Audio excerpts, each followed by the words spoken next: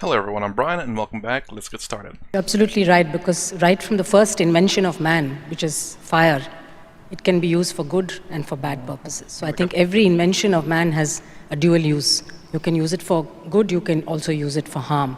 And I think, as you rightly pointed out, it is only your inner ethical and moral compass that guides, what use you put to that technology. But I think we have to be very watchful to see that the benefits outweigh, some of the potential harms, and unless we are proactively thinking about it, it may just come upon us and it may be too late. I think Sadhguru was saying that if we focus within ourselves, we don't have to worry about the bad kind of deal. Like if we extend our sensory perception and understand that we don't generally want to cause harm to ourselves, and if we expand that out to the entire the United Nations there, Geneva, then obviously he would not want to cause harm to anyone else as well.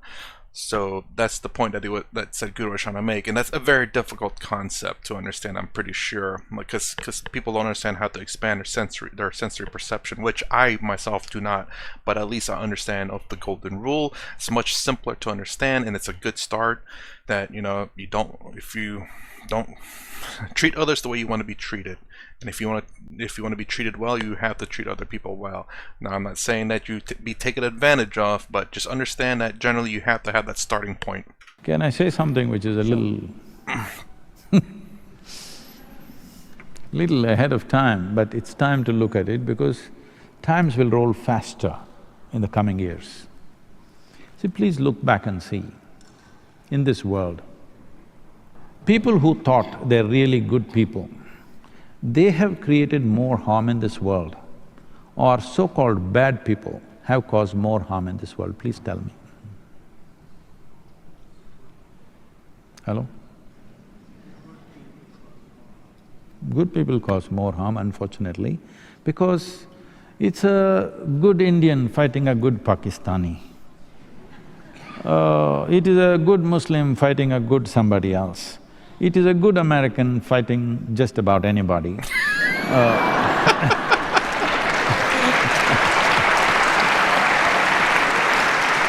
Hey now.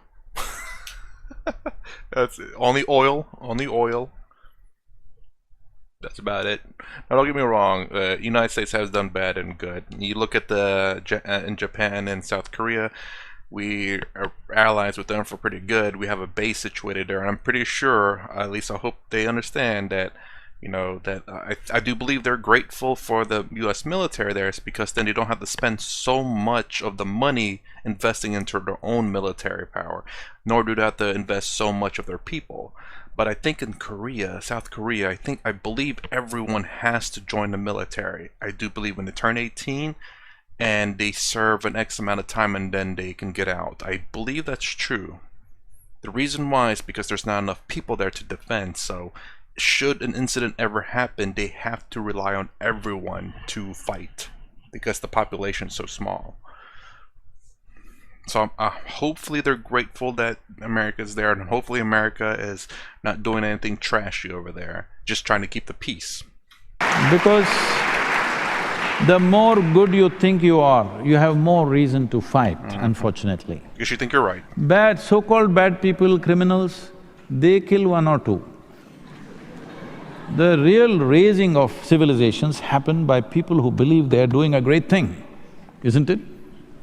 They're very proud, they are fulfilling their moral compass, they are fulfilling their ideologies, their philosophies. They really believe they're doing a great thing. Especially the moment you think you're not just doing good, you're doing God's own work. That's worse. You will do the maximum damage. Because the nature of human action is such, our actions are never perfect. Never, ever. One who thinks they are doing perfect action is a fool. Our actions are never perfect. When our actions are not perfect, there must be little hesitation in everything that we do. But the moment you believe you are the best, or the greatest, or the best possible creature on this planet, then you can do horrible things with absolute confidence. Yes, if you have little doubt, you will hesitate. So this is very important. We have tried to manage humanity by the fear of God. It's not worked. We have tried to manage humanity with goodness and karma. You do this, you will be punished somewhere else. It has not worked. Pause real quick. This is the reason why I say that I'm never 100% on one way or another, because if you're ever 100% in one way or another, that's an extreme point of view. To say that I'm 100% right or 100% wrong, well, it may be wrong, but to be 100% on something, your beliefs, you think that you're right, whatever it may be, it's a bit of an extreme. You can always say that you're 99.99999% there, but you will never say, oh, I believe it without a doubt. No, there's always a doubt there, there's a chance. That's why you always like, well, I think this is true. But that's what I'd always say that. It's like, I'm never going to be 100% one way or another. 1 + 1 = 11 for all I know, you know what I'm saying? We have tried to manage human beings by teaching them ethics, morals, everything, but you know in how many different ways they circumvent that when it's to their advantage. But what you know as myself, what you know as a part of yourself, with that you don't need any of these things, isn't it? If I see you as a part of myself, I don't need the fear of God not to harm you, I don't need morals not to harm you, I don't need ethics to keep myself away from harming you. I just won't do it, because such a thing never arises within me. That's what was said a little bit earlier, that she missed the point of that. So long as this, what he was saying, that so long as we teach this within all of us, that there's no need to teach moral, what's good and what's bad, because naturally we want to be good with each other. Because if you want to do good to yourself and you see yourself as everyone else, then definitely you want to do good with them as well. But I get where she's coming from. That's fair enough. We're not there yet, in a way. So I think you brought us back to the… I'm sorry if I'm very abrasive. No. You brought us back to the theme of inclusiveness. Inclusiveness. Yes. I want to ask you next about primary health care and preventive health, because after all I come from WHO, and we have to remember that we have only about 10 years left for the Sustainable Development Goals to achieve health for all, that is the SDG 3. Now, health was enshrined in the very constitution of the World Health Organization, and health was defined even at that time, not just as a physical health, but also mental, spiritual and social health, and not just the absence of disease, but of well-being. It was also stated that it's a fundamental right of every human being to attain the highest attainable standards of health, that governments have a responsibility of providing basic health care services to their population, but also that individuals and communities need to take active responsibility and cooperate in order to improve the health of the people. So we see now more and more countries, the heads of states are actually committing to universal health coverage. In India, we have the Prime Minister launched the Ayushman Bharat program last year, which aims to cover 500 million people with not only with health insurance, but also with primary health care services. But again, primary health care, many people think it's been interpreted in different ways. People think about it as an essential package of health services. People have interpreted it as just a selective package of health services which you provide only to the poor. And others have interpreted it from social and political and economic aspects. But the way WHO defines primary health care is, of course, to deliver the basic health services across the life course to address, again, not only treatment and diagnosis, but preventive services, rehabilitation, palliative care, long-term care throughout the life course, from the newborn to the elderly. And we have to appreciate now that the proportion of elderly is growing worldwide. And we will have by 2030 about 500 million people globally over the age of 80 years. And the most rapid increases are going to happen in Asia, Latin America, and Africa of elderly. How do you integrate them? How do you make sure they live good quality of life till the very end?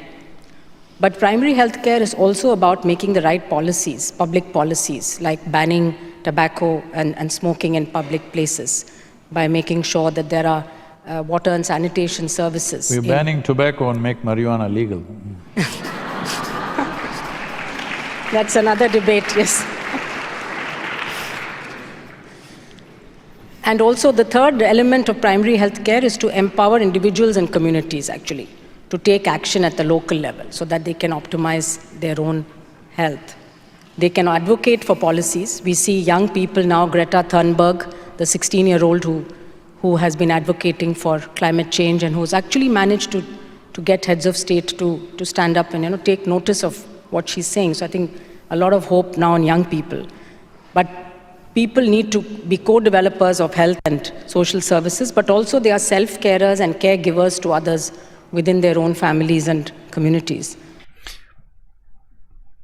Greta, I've not really seen much of her. I've seen some memes of her a while. I mean, she may have a good message. Her approach is terrible. That's all I'm saying. You don't go to someone that you want to try to join. It's like, it's your fault. You don't blame other people to make them join your cause. That's guilting them into it, and then you're coercing them in a sense. That is not the right approach. Maybe her views are legitimate, but the approach is so terrible. How I haven't seen recently her videos or memes in a way. can we integrate the practice of yoga and traditional medicine into our primary healthcare services so that they keep people healthy? It's not a question of treating illness once they're already ill. It's a bit late. Of course, there are medicines and things which you can use, but the aim should be to keep people healthy as long as possible. How do we integrate this, and have you had personal experience in India of being able to scale that up? Before we go into that, she said a lot, and there's a lot of things I wanted to say, but I'll just say this one short thing. Not really short, but so I universal basic healthcare, I'm not too sure about that one. I've heard, well, the obvious good things, the fact that it's free, but it's not.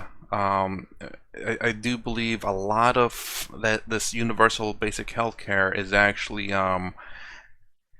they tax you a lot, so you don't make as much money for yourself. So for example, if you're a person who's relatively healthy, you keep yourself in great shape, you're being, in a sense, being punished, in my opinion, because of other people's bad decision. Imagine if everyone took their health seriously, there would be no need for universal health care. There's no need to tax people more of their money. Now, and also some of the negatives I've heard was like really long wait line because it's so free. Everyone's just calling up for appointments for everything, and some people have waited so long. Even in the military, one person that I know that was in the military has free healthcare from their VA, but because whenever they scheduled it, it was so far out, and this person needed it. So this person, I'm trying not to say the gender, but this person went out and paid for the service that they needed because the wait was so long. It's, again, this person had a VA, it was completely free, but this was before COVID times, mind you, well before COVID times. So it wasn't because they were short-staffed or anything. I'm sure it was short-staffed probably, but that's the problem when you have this universal basic healthcare. I think that has to be run by the government. They're only going to put these in major cities because obviously they're going to provide more funding in major cities as well. So if you have cities that are not very populated, you may have some basic stuff over there just because the smaller cities don't have a lot of funding and they only provide a service proportion to what taxes they collect from that city. So only major cities are going to have all these, and while you have smaller cities out there that might have some basic healthcare but maybe none. It's kind of like that. And also, am I against it? I'm completely open for any discussion on this, and open to changing my mind. But I'm in a sense against this because I don't believe in taxing people more money already, and they're already struggling, and they're not even paying for healthcare or whatever, and they're already struggling. So now they're gonna have less money and struggle even more. Two. I could believe in a type of universal healthcare where they only do examinations, no surgeries, no nothing else. So, and this is something I can get behind a little bit. It costs less, and you can and basically it's a place where you go and you say, oh, I'm feeling sick or whatever. They'll examine you. Well, they won't treat you for the major illness. They'll They'll write you a prescription, they'll get you scans and MRIs, but they don't treat. So basically, if you went to your primary doctor and you're like, I want a second opinion, you can go to one of these facilities to do it. Or if you're like, oh man, I don't feel so well, I don't feel like going to the hospital, I just want to get diagnosed of what my issue is, then that could also be a great thing. That's something that I can get behind. And but I don't know. I mean, we never. And here's another thing: is the fact that the reason why healthcare is probably expensive. Is my theory here. Let me know what you think. Is because of health insurance, or yeah, health insurance. Yeah, health insurance. And the way health insurance works is that everyone piles their money together, and so basically, if you have a health problem, now you basically take some of that money from the pile, and the healthy people are just paying into this pile, constantly paying into this pile, and maybe they'll never ever use it, so they're just throwing their money into this pile that everyone else has used, basically. And the reason why it's so expensive is because the doctors or the health surgeons are like, oh, we need this, this, and this. And it's like, oh, you have a lot of money. I see that you have health insurance, so I can charge more. Because, this usually is a $50 operation, but since you have health insurance, we'll charge $100, and your health insurance will cover 80% of that, so it's less money off your pocket, but they're charging more for it. I don't know how else to explain that other than the fact that everyone piles their money together, and the bank can see, it's like, oh, this procedure is $50. It's like, people are paying for this really easily, and so many people are getting it. Maybe we can bump up the price. And it's like, it's standard economics where the price will adjust according to the marketplace. If a lot of people is taking it, they're going to increase the price because there's a high demand. But when it's a low demand type thing, then they'll decrease the price to make sure that people take it. But of course, they can only decrease so much. I don't know, I said a lot. Let's continue. Now, the last part of your question is easy for me to answer. How to integrate yoga, how to make it available large scale. Various things are being done. But the larger part of your question, you will not settle with a simple answer from me, because better than anyone, you know the complexities involved in that. And as you come up with more solutions, people will come up with more issues. Let's say now you spoke about India, Ayushman Bharat. The wonderful thing is Prime Minister is taking two parallel ways. One is he's pushing yoga on one side and talking about insurance when you fall sick. Falling sick is not your privilege. Every human being needs to understand this, that it's not a privilege or your right to fall sick. You have no business to fall sick. But if it happens, it is only an emergency net. But in advanced countries, in Western countries, particularly I'm watching in United States, people think insurance is their privilege and they must exercise it. A nation with see, an individual person or a society or a nation seeks affluence. In the initial stages, because affluence promises choice of nourishment. In later stages, affluence brings choice of lifestyle. This is all human beings are seeking through affluence. So the most affluent country on the planet, which has a wide choice of nourishment and lifestyle, 70% of them are on prescription medication, spends over $3 trillion as healthcare bill. A country which has so many choices of nourishment and lifestyle should not have a healthcare bill like that, isn't it? Hello? But 70% are on prescription medication, the remaining 30% of course buying it off the back streets. Hey. Every nation is heading in this way as if this is the example to follow. Every nation is moving in that direction, that people are beginning to think, my health is my government's responsibility. Boom! It's your responsibility, but also at the same time, I want to go back to the pills real quick. It's just because what the pills represent is a quick fix. People in well, let's say just America, for example, as you pointed out, wants quick fixes because they're so busy doing this, or they want to do this. They're not busy, but they want to do this. They don't want to take time to go exercise. Oh, it takes 3 hours in a treadmill for me to be healthy. I'll just take a pill. They want quick fixes. That's the reason why it's spreading to other places, not because America's influence. No, not at all. People in general want quick fixes. It's not, it's just human nature. I do believe that to be true. You know, if you can imagine, if you can get if you can do your job in 5 minutes instead of 8 hours and get paid for 8 hours, you would take that pill. 5 minutes later, I get paid full 8 hours. Now I have more time in my life trying to live life. It's the quick fixes. That's what it really is. It's not American influence, I don't think. Or maybe it's the WHO's responsibility. No, every individual needs to understand my health is my business. If it goes wrong, somebody will support you, that's a different matter. But staying healthy is my business as an individual person. This is what yoga inculcates, that your health is 100% your business.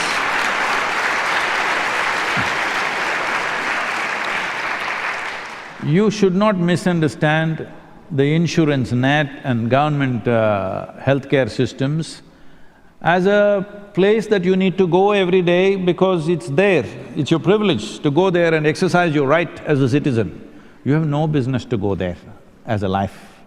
Oh man, that's my agreement. It's because you are responsible for health. I don't feel that that people should pay more taxes because I'm being irresponsible or someone else is being irresponsible. Don't get me wrong, this is something that I support and believe in, that and this will help, I think, the betterment of mankind maybe, is that if you're very friendly to your neighbors and you're very kind and generous to them, I don't mean money-wise either, I mean, you know, you talk to them, you're kind to them, you do things for them as a good human being, and then when you come into some trouble, health issues, those people are probably like, oh man, he's such a nice person, and I want to help him, support him in some way, because there are people out there like that. You can see you can see St. Jude Hospital. It's a great example where people donate to that hospital because this kids had no chance at life, and they want to support them, pay the bills, because these families can't always support them. This is not government funded, I don't believe.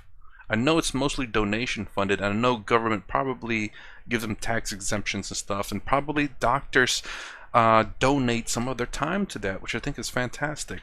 These are, again, I don't know the how most of St. Jude's funding is there, but I know it's donated by people as well. And you can even have, like, again, that example I was saying earlier, like if you're so good to people and that you take notice that you're not there, you go like, oh, where is he at? And they ask about you, and like, oh man, you know, I want to help out, and all of a sudden all these people come together and they just, like, you know, they care about you because you're so nice to them. They'll probably donate some money to help you out. You even look at GoFundMe's and these other places where it's like, hey, this person, people are nice and generous out there. They'll give money, not a problem. It's just a matter of, hopefully, that's a big problem of mine, is the fact that you don't know if the person's nice or not. But, you know, there are people out there who donate. There's one example real quick is there's this lady that spent all her money and sold a lot of her stuff to buy lottery tickets because the lottery ticket was so high at one point. She started a GoFundMe to pay for her bills and stuff because she sold all her stuff to buy lottery tickets. No, I'm sorry. That's your bad decision. People actually were donating to that too. I think GoFundMe stopped that though. As a life, you have no business to go to your hospital. You must live well and go straight to the undertaker. Yes? No. You're going to the hospital because not enough attention has been paid as to how this mechanism works. The most complex, the most sophisticated machine on the planet is human mechanism. Do you agree with me? No, I'm not saying how complicated you are, I'm talking about the human mechanism. But the problem is most human beings are trying to live here without even reading the user's manual. So the initial aspect of yoga means, first thing is you read the user's manual. How does this work? What does what in this one? I was just talking to a group of American people. They said, Sadhguru, why there is so much ill health in America? I said, see, There are many aspects. Let me not go into a big talk about what are all the things you need to fix.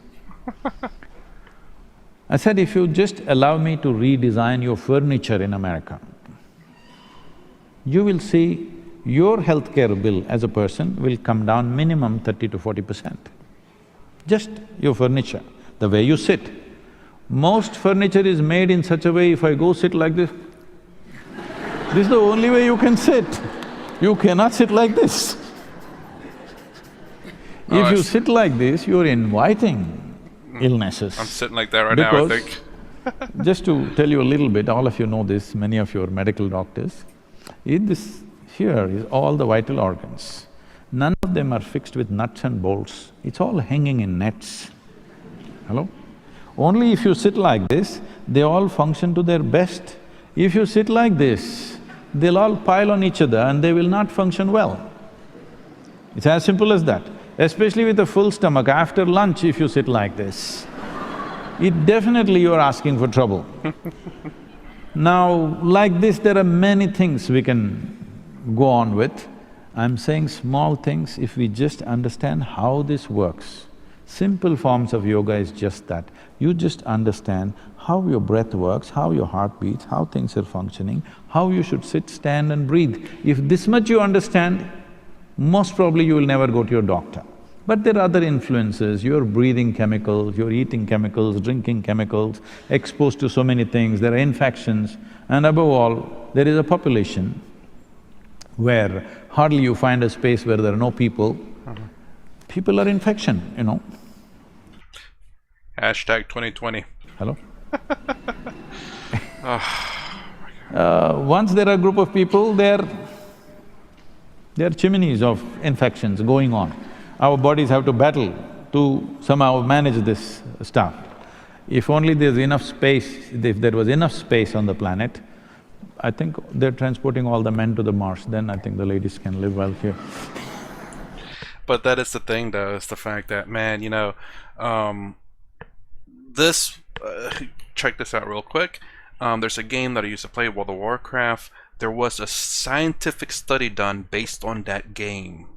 It was a particular, I think, disease that you can only get, but it spreads. Like spreads, really, it's very infectious. And I think a virologist and disease control center and all that studied this in World of Warcraft, a game, because of how it infected and killed so many players in the game. And it's I mean, I don't know. I wonder what happened with that study, and did they use it for 2020? Because it was just honestly fascinating to think that a game could have such an influence in viruses and diseases. I was there during that time, by the way. My character caught that disease and died.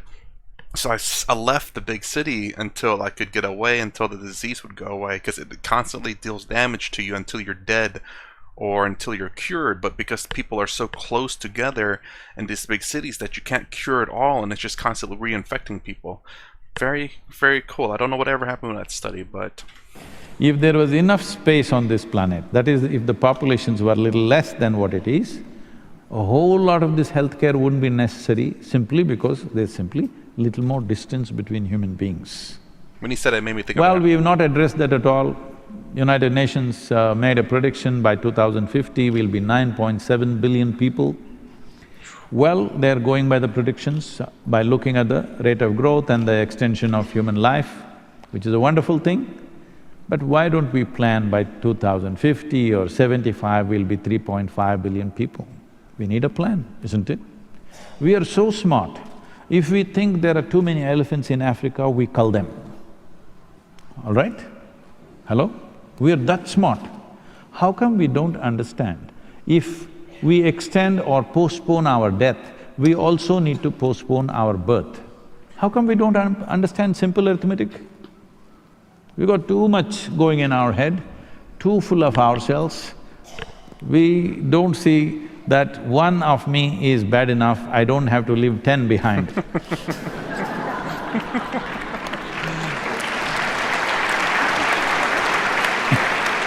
I'm not saying children are wonderful, all right? But Two we produce max. children, we must also leave a wonderful world for them to live, isn't it? If you create a nasty and harsh world, if you create a very harsh world and go, What's the point of these having wonderful children? children that you bear will become ugly animals, believe me. It's very important that we leave a pleasant and wonderful world so that they can fulfill their lives as wonderful human beings. Is this not important? So if we want to address healthcare without addressing population issues, I think we are not serious about what we're talking. We cannot talk about human health without addressing the population issue in a big way. Most nations have just given it up because it's religiously sensitive or whatever. Even in India, there was a family planning ministry. Now that has been transformed into family welfare. I appreciate the intention, but we must be able to gauge the realities of our existence, not ideologies of what we think, isn't it? In the beginning of 20th century, we were only 1.6 billion people. Today we are 7.6 billion people in 1 century. This is not just because of reproduction, this is because human life, people are living more full. For example, in 1947, when India got its independence, the average life expectancy of an Indian was 28 years. Today it is 71. Fantastic. We want it to become 91 if it's possible. Average life expectancy should be 85, 90, it should get there. But when we postpone death, we must also postpone birth. It is not compulsory that everybody must reproduce. This is coming because of a tribal mindset, what will I leave behind? It is because of this people want to accumulate things that they don't need. They want to grab everything, half the world they want to conquer because they got 10 children. This needs to go. A time has come where human consciousness should become more important than human biology. If you're identified with your biology, you're still having an evolutionary issue, isn't it? Hello? If your biology is the most dominant force in you, you're still having an evolutionary issue. It is time we think beyond our biology. Many of you who are here with your spouses or your partners, you didn't deliver your spouse, isn't it? But you're doing quite fine with them. I'm saying you can do quite fine with people that you don't deliver.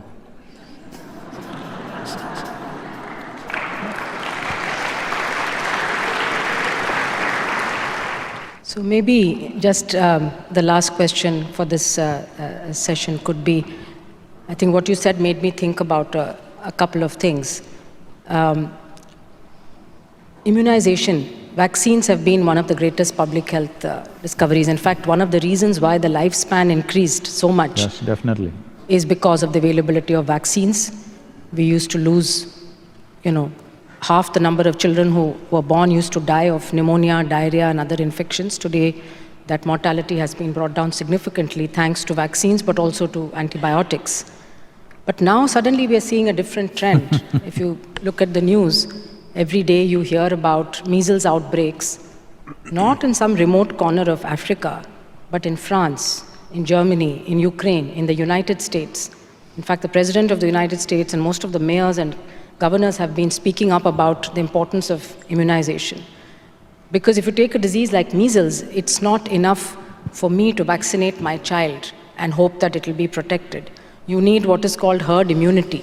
And to get herd immunity, you need about 90–95% of the children in that community to be vaccinated. So an individual action, a parent decides my child does not need a vaccine because of whatever belief. It's sometimes religious, but very often it's not religious. And a recent survey just came out a few days ago showed that people believed in the safety of vaccines 95% and above in Asia and Africa, but only 70% in Western Europe and even less in Eastern Europe. Only 50% of people, adults, believe that vaccines are safe. So this is beyond logic, it's beyond science, it's beyond any factual information that we give to people doesn't seem to be working. I like to believe this is privileged, to say no to something that's life-saving. Now, don't get me wrong, I believe you should be cautious of vaccines as well, just because, I mean, you can't just automatically believe in people, but at the same time, we have to be aware of what vaccines do work and what don't. The current vaccine, let me just put it that way, I thought it was very efficient. It's like, man, it came out at the right time. That's super weird. How ironic. But I watched this YouTube channel, I think a SciShow, and explained that it was 50 years in the making. I mean, maybe, I will say that, okay, maybe it's true, that came out, but the truth of the matter, we don't know much about it. And we're kind of the human guinea pigs, and hopefully it's something good that we can use. Was it mRNA, I believe, that they can basically develop any kind of vaccine based on that structure, I believe, on anything's out there, if it does work out. And so far, if you trust what the CDC and WHO probably what they say, then it seems to be quite effective. But yeah, I mean, it's kind of weird that these vaccines has been proven through time, and that there's been no outbreaks of this stuff. And because it's kind of, and like what someone says is that, how did it explain that? Because people don't see the vaccines working actively, that it's become a myth. That's how good vaccines has become, to where the point is like, oh, that's just a myth. It's because it's non-existent anymore. In their life, they've never seen measles or whatever other else is. And then it's like, oh, they're just the government doing this and that, or this rich people doing this or that, or the cult or whatever doing this or that. And it's kind of funny. It's a privilege. When you get to that point, in my opinion, it does become a privilege that your society is not suffering from these diseases. Oh, jeez, these diseases. I can't say that word for some other. These diseases, and then you see it happening in other countries, because they don't see it happen in other countries.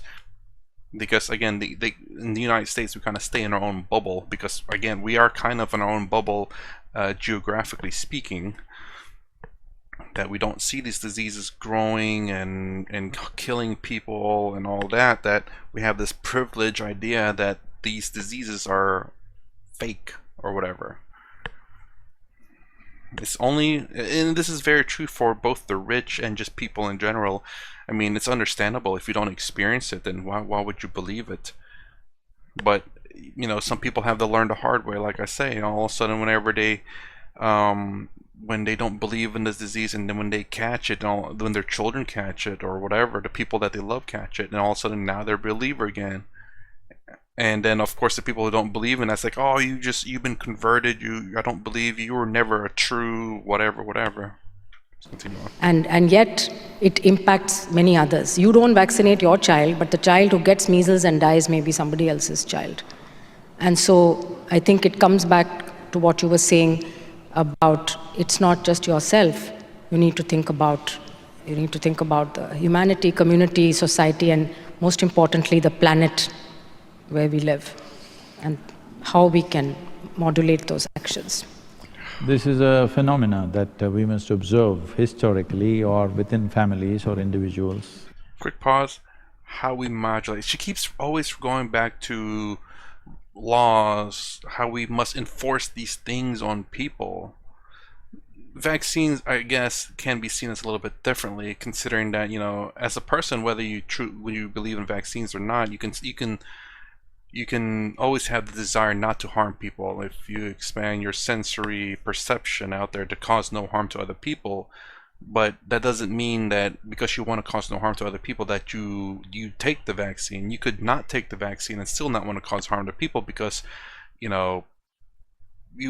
don't know about these vaccines. You don't know if it's real or not, and you never experience it. A lot of people don't experience these diseases because people have been vaccinated. It's been practically wiped out. I do believe there's one disease has been completely wiped out from humanity.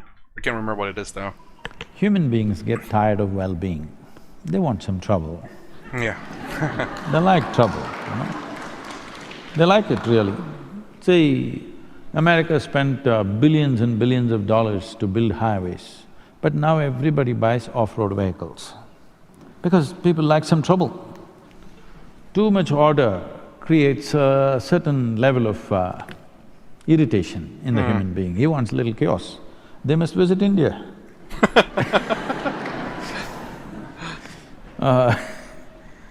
So, this campaign is gaining momentum particularly in California, big time. A whole lot of parents coming to me and asking this, I'm telling them, don't be a fool, because when you find your child is either crippled with polio or something else… I remember this very well, when I was in school, there were 4 children in my school. I never stayed in one school for too long. So I was there maximum 2 years, 3 years in any given school, 3 was the maximum. So in that high school where I was in one school for 3 years, in high school there were 4 polio affected boys, 3 of them boys, 1 girl, who came to school in in a wheelchair, but many places the wheelchair wouldn't go in those days, so they would drag themselves and go. It was so terrible to see them. But today, even if you go to the remotest village in India, even if you go to the government schools where we work, there's not a single polio-affected child. It's fantastic to see that. So, we don't know the value of these things. Unfortunately, we get tired of well-being. We want to invite some trouble. But having said that, I was talking to some of the parents in California, they were saying they're being put through some 40 or 42 different types of vaccines.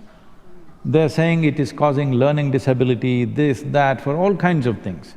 Maybe in United States, and I don't know what's the situation in Europe, maybe they're overdoing it a little bit. Apart from treating the basic things which were affecting children, which would cause death or cripple, it would cripple a child, I think they're attending to trying to give vaccine for just about everything. This may be affecting. I'm not some kind of a medical expert or something to make a commentary on this, but from listening to the parents, this is what I gathered. I don't remember all the things that they said they're giving vaccines for. I thought some of them were just absurd. Some of those illnesses a child can go through, it's okay, he catches a flu, something happens. It's all right to go through those things when you're growing up, but they're giving vaccines for a whole lot of things which may not be necessary, which today parents are apprehensive, maybe causing learning disability or some other problem. Real quick about that, so some people are saying that, oh, there's a rise in ADHD people, mostly I think it's happening to boys, I believe, or the attention deficit disorder or attention hypertension or something, I can't remember, or ADHD. Attention deficit disorder, I can't remember what the other one is. But the thing is, though, is that they're treating these kids with drugs to mellow them out. It goes back to the pill for the most cases to solve the problem, because, parents or teachers or society is not willing, well, parents and teachers are not willing, parents are not willing to handle or teach their kids, because it's too much trouble. They'd rather just get a pill and say, boom, be done with it, quick and easy. Like I said, pills, drugs, whatever it takes just to be done in 5 minutes instead of taking the time. And some of these kids are probably nothing really wrong with them. It's just that, they're just kids who have trouble sitting in one spot. They're hyperactive. They want to do things. They don't want to sit there and listen all 4 hours of a teacher saying something about 1 + 1 = 11. I don't know. But these kids are more like, if you take them out to do like physical activity, like learning how to do something physically, I bet you can retain their attention. They won't have an attention deficit disorder. Just because some kids do learn differently, and because that's a problem, they give them pills. Now we're drugging children. It may not be connected, I don't know, but this is the fear that is being spread. But the power and the well-being that vaccines have brought to our lives, Undeniable. most of us are sitting here because we were vaccinated. Hello? Yes? Otherwise we wouldn't be here. Definitely we wouldn't be here, many of us. So, we should not… see, the problem is just this, especially now because social media and things, we either go this extreme or that extreme. I feel, being the World Health Organization, please look into this, I'm not an expert, but what kind of vaccines they're giving in… the spectrum of vaccines they're giving in United States, for example. If it is too much, I think WHO should tell them this much is not needed, this is compulsory, rest is by choice. If it's made like that, I think there'll be a more healthy proportion. Otherwise, some parents are just not vaccinating their children. I said, you must be crazy, you'll lose your child. Anytime it can happen, the child goes to school and that may be the end of it. But out of their, their fear that vaccine is going to damage their brains or something, they are going for this kind of decision-making. I think a clear statement from an organization like WHO would help parents to make a better choice. Thank you, Sadhguru. And I just wanted to clarify that vaccines cause adults, that's what you said. None of us would be sitting here if it were not for vaccination. So let's think of vaccines as causing adults. And I don't think there's anything as too much of a good thing. So the problem has been the anti-vax campaign, skeptics who have spread many… There are side effects of everything. Everything has a side effect, but 1 in a million, maybe 1 in 2 million, but they have been blown out of proportion. And this gets circulated through social media. So social media can have both very good benefits, but also can propagate falsehoods very rapidly. And I think one needs to be always a little skeptical of things that we see on social media and check for ourselves the veracity. As far as WHO is concerned, we have absolutely very clear-cut guidelines on vaccination. And there is, as I said, very clear guidance both for the public and for practitioners on which vaccines are absolutely essential for all children. But I think it needs to be more published. Perhaps it has to be or more… if you give such knowledge to us, we will That will be wonderful. publish. Because when I spoke to the parents, their concerns were genuine. They're not those flaky, new agey types. They're genuinely concerned that this may affect their children. And yes, I mean, again, that is the thing, like there's so many out there that you're faith-based believing that it's a good thing, but you don't know, you want to know what's going on in your body, that's fair enough. The problem is, I have a feeling majority of what the WHO will say is going to be mandatory. Because Sadhguru was saying, oh, these are mandatory and these are not. Well, I have a feeling that every vaccine is going to be mandatory just because it's a vaccine. There's a reason why it was made, therefore it must be mandatory. And to a degree, I can agree, but at the same time, I think there should be transparency in what's in these vaccines and what they're for. It sucks to say that, someone should have a choice whether to take the vaccine or not. And kind of like the measles vaccine or whatever other vaccines there are, I mean, it's kind of like saying, oh, I've never seen anyone around me with measles, so therefore I don't need the vaccine. Well, there's a reason why no one has the measles, because practically everyone's vaccinated. I mean, that is a very privileged position to be in, to say that I've never seen anyone with a disease, because everyone had the vaccine for those particular type of diseases. But again, this is a very difficult situation. Absolute transparency is absolutely needed. Education is definitely needed. And the sad truth of the matter is that hopefully we have to trust these, not WHO necessarily, but the people who make the vaccines, that they are in fact putting what they say they're putting in there and nothing extras or fillers. But yeah, I mean, I'm pretty sure most of the stuff in the vaccine is saline, because they're not gonna fill that entire syringe up full of of the disease or whatever. It's like a few amount of diseases, and the rest of it is just water or something, so that it can be easily put into you. You're right. I think the messaging probably needs to be done through people whom they believe, and some people believe the doctors, but maybe they also like to hear it from others. So if there's credible scientific information, yes. and also clearly what is a must and what is choice. What is If optional. that is created, I think it'll be good. What is must and the reason why it's a must. Don't just say what is a must. It's like, you need this vaccine. Why?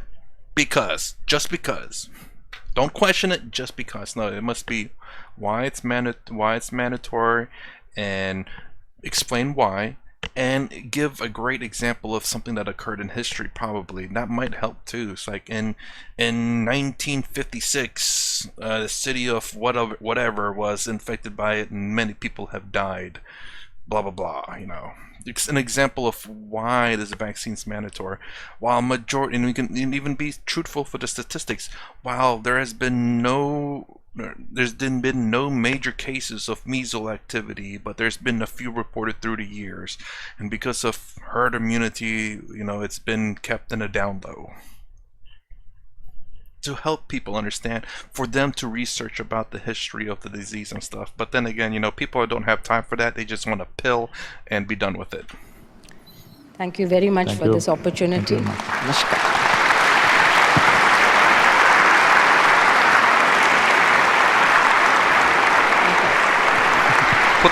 Put the vaccine in the pill and people will take it no problem. They won't question it at all. This pill will make you healthy.